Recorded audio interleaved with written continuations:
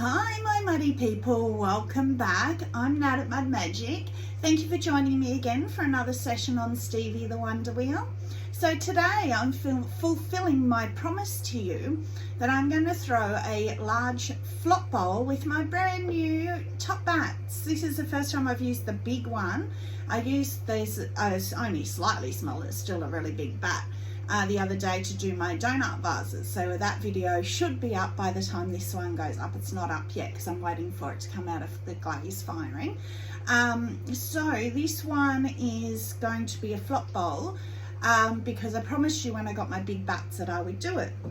So the first tip for a flop bowl is use the biggest bat that you have, which is why I'm using this one. You can see it's nearly to the edge here and nearly hitting my water bucket.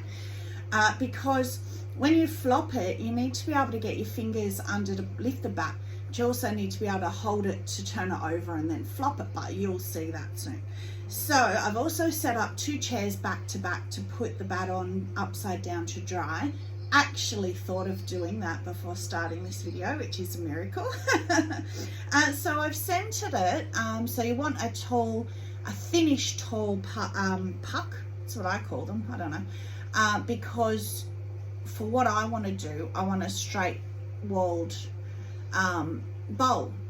I wasn't going to, because that's how I always do flop bowls. So I thought, well, I'm going to do a flop bowl in a bowl shape. But then I thought, I have never done a straight walled bowl with the Keen's 33, which is slightly groggy and is happier to go large. So I thought I'm going to combine for myself the video I promised you of a flop bowl, but doing it with a 33, because I want to see how flat and how down defying gravity I can get it before it flops. I want it to flop, so that's fine, but I just want to see, because it is a more stable clay than the white that I always use, because I'd really love to have a bowl like this, almost a plate, like a big fruit bowl. But I know you can leave them to dry a bit and then push further and push further, but I just want to see. So I'm actually going to take my little pool noodles off. They're great for tools. I've cut slits in them and put my tools as I throw, but I think when I flop this, they might get in the way. So take them off now before I get to that point. Okay. So it's sort of centered. As I've said to you before, with large clay, it's hard to center it perfectly. So I just sort of work on it while I'm going. And if the top ends up wobbly, well, with a flop bowl, it really, really doesn't matter. So there's no point in cutting the top off and wasting your clay, unless it's really bad. But otherwise, see, even now you can push in with your outside hand while you're pulling out and sort of try and recenter it a bit as well. And then as you pull, you can do it too. So, and then always compress your base.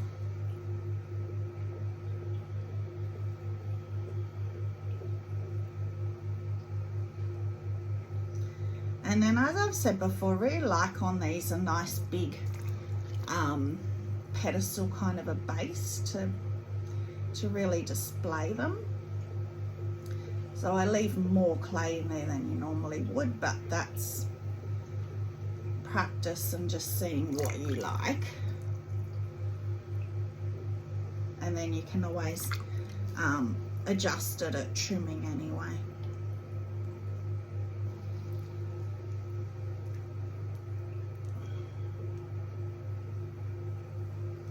So I don't know if you saw that on camera, but I sort of, with the big ones, I squeeze. It's not a pull, it's just a squeeze, just sort of feeling and trying to even out the wall a little bit with the first one. And you get a little bit of more height by doing that too. Not that that really matters at this point. All right.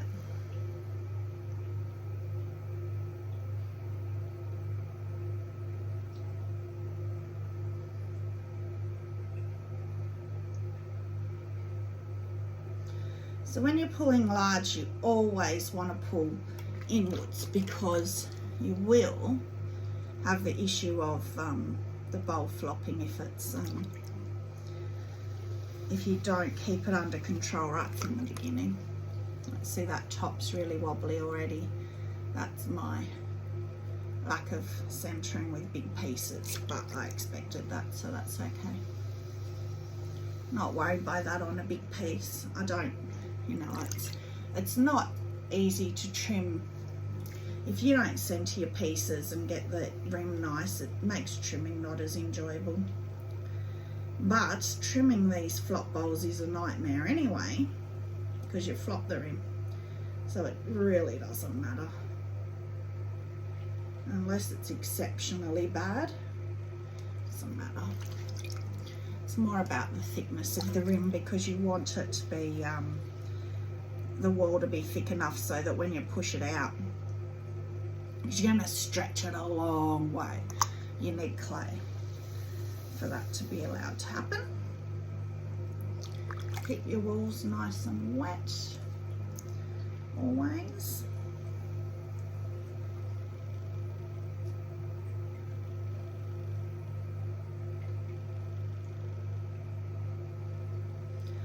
I always try and keep my hands as connected as I can, which is not always possible when you're throwing large. So that rim's come better.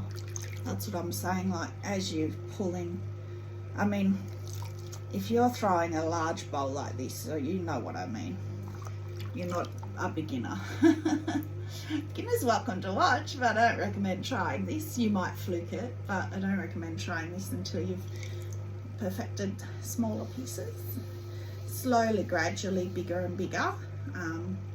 So I started in class with 500 grams, and then I went to about 800, got to a kilo, and it was really funny. A kilo of clay was my absolute nemesis. Couldn't do it, couldn't throw it. It was really weird. And when I went over a kilo, I could do it. But a kilo, I don't know why. Whether it was psychological, I couldn't do it.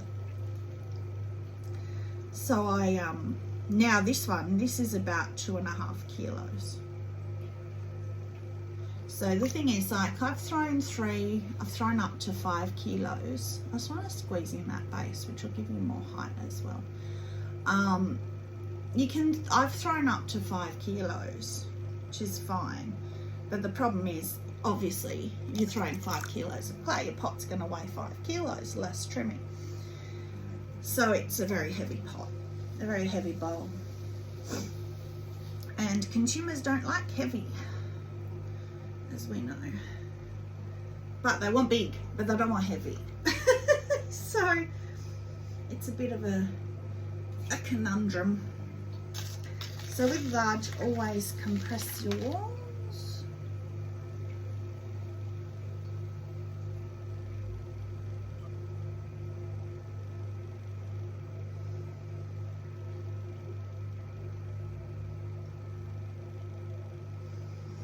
I mean, I do that pretty much on all my pieces, unless, you know, it's some really little piece, or unless I fluked it and it's really good, which even then I usually will still compress the wall.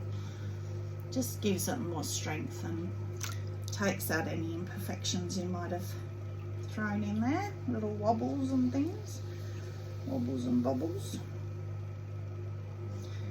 Been thinking about doing a playlist of beginner lessons, because I had a lady message me and say that she lives remote, so she's unable to, well, she doesn't have access to pottery classes.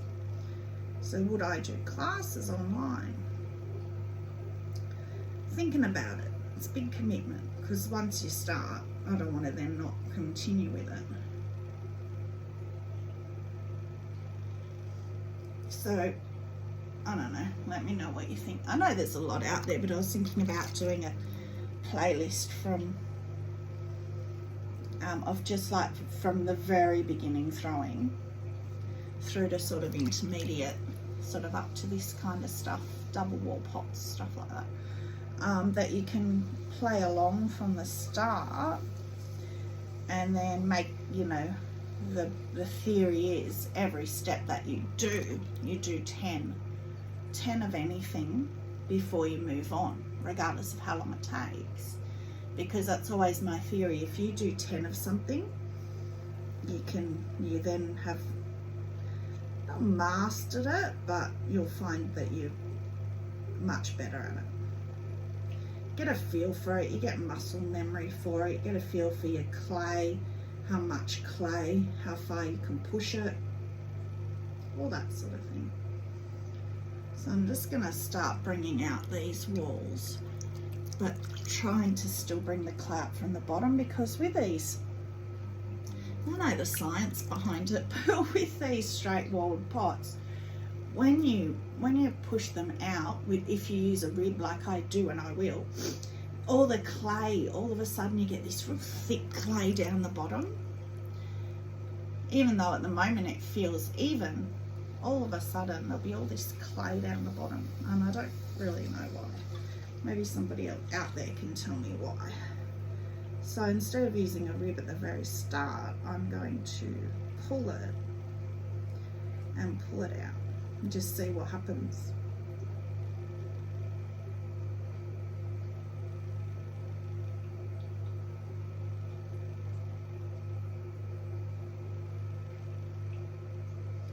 Because then I'm kind of pulling up that clay that would normally bunch there. That's my theory anyway. We'll see.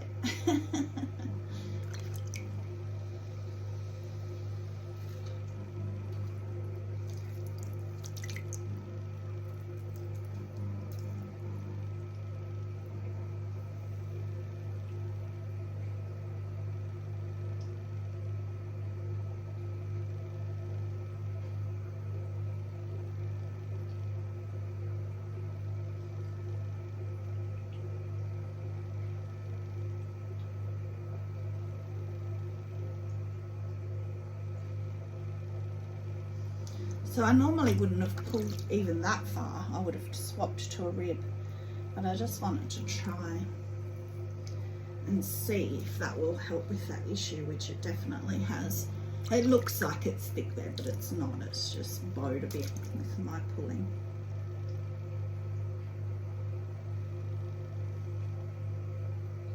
So I might change to a rib now, because using a rib compresses the wall, as I just said. But it will strengthen the wall as you go to.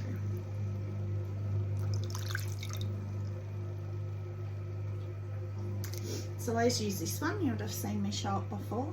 Actually, I thought I got a bigger, really big long one, but I don't know where it is, so that's alright, this one will do. So then I just push the wall against the rib. And this is where I'm wanting to, whoa, it's not going to do what I was hoping, maybe because I didn't rib it from the start. But as I said, this is a flop bowl, so it doesn't matter. If it flops now, it doesn't matter. So I'm just going to get the water out, because you don't want all that water under there when you flop it. And it's a bit of clay there too, just get all that off.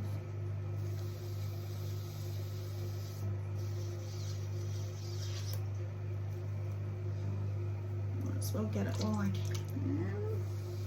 It's the bowl flops, and then I turn it over. It's not going to be easy. So let's see what we can do with it.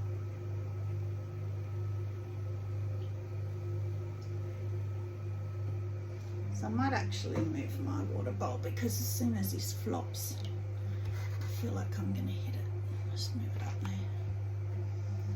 Still need some though. Because using the rib, of course, dries out the wall, because you're scraping all that off. So this is what I was meaning in the start, to see how far I could push this 33 before it flops, and it's not. Yeah, I can feel the rims already going. That's fine. I just want to know, see that? Woohoo! That's fine. That's what I want it to do for a flop bowl. But it's I was hoping I would get it further down. That's about where the white goes to as well. Alright. So that's a weird flop. I've never seen it do that before, but we could get interesting texture out of that. Usually it flops flat, but I think because I was trying to do it a bit slower, the rim went first before the walls. And we got that weird kind of, normally it's completely flat the whole way. But it's okay. I'd be interesting to see what that does. Almost looks like an inverted chip and dip, doesn't it? Alright, so the next thing is to turn it over and flop it. Now, I have tested this on these plastic top bats. I've only ever done it on wooden bats before, but I tested it on the smaller plastic top bats and it stuck, but it was only about 1 kilo of clay. So this, I don't know, it's a bit scary. So first of all, I've got to try and get the bat off. Where's the bat pins there? And then flip it over, but yeah, it doesn't want to come off. Well, oh God, I nearly lost it. Flip it over, and then you kind of shake it down. Let's fold it over. Just fold that down. There we go. And then you shake it a little bit, but you don't want to shake it too much because you don't want it to fall off. And you can see it's made a nice kind of like shell bowl sort of shape. And then you put it between 2 chairs, which I already have ready. Shall we show you? Okay. Oh, so I'll just put this between the chairs and then I'll come and show you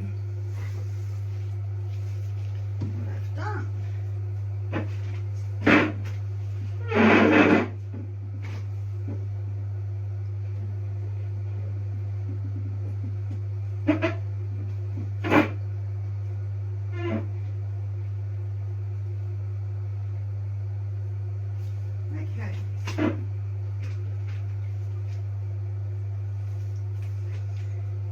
Now I've got to be careful to not bash that. Wipe my hands. Okay. Right. It's hard by myself. Where's Trace when you need her? I just kept it very squishy in my studio. So I have put it, hang on, let me stand over here. See if I can show you. So I have put it, the bat, between 2 dining chairs, 2 back-to-back dining chairs, upside down, and then so that's the 2, sorry, it's a bit hard to do by hand. That's the bowl and the backs of the 2 chairs. Dining chairs, bat, and then you've got the bowl.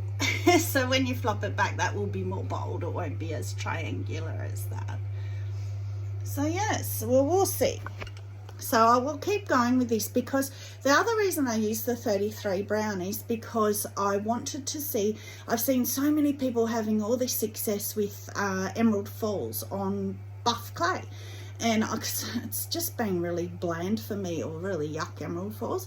But on the buff, it looks beautiful. So that was another reason I used the 33, the buff. So we shall see. I'm going to keep going through to the end and show you it when it has Emerald Falls on it. So thank you very much for watching. And next step, don't know if I show trimming it because trimming them is a nightmare, but maybe that's a good thing. All right, bye.